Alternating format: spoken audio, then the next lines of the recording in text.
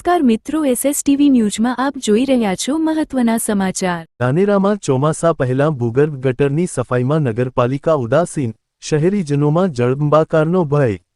ધાનેરા શહેરમાં ચોમાસાની ઋતુના આગમન પૂર્વે કરાતી પ્રી મોન્સૂન કામગીરી હજુ સુધી શરૂ ન થતાં શહેરીજનોમાં ચિંતા વ્યાપી છે। શહેરની મુખ્ય ભૂગર્ભ ગટર લાઇનો અને વરસાદી પાણીના નિકાલ માટેની વ્યવસ્થાની સમયસર સફાઈ ન થતાં સામાન્ય વરસાદમાં પણ પાણી ભરાવાની સ્થિતિ સર્જાઈ શકે છે।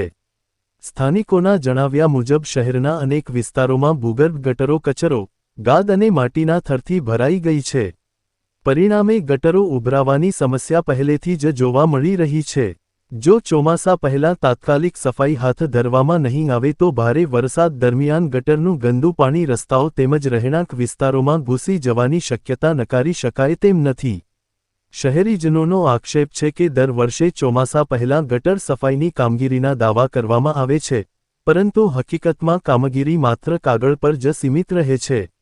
અગાઉના વર્ષોમાં થયેલા પાણી ભરાવા અને જળબંબાકારના બનાવો છતાં નગરપાલિકા તંત્ર દ્વારા કોઈ અસરકારક આયોજન કરવામાં આવ્યું નથી।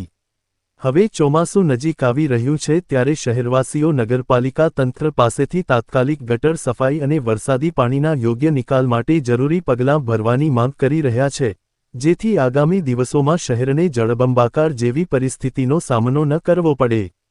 અહેવાલ મહેબૂબ બેલીમ, ધાનેરા।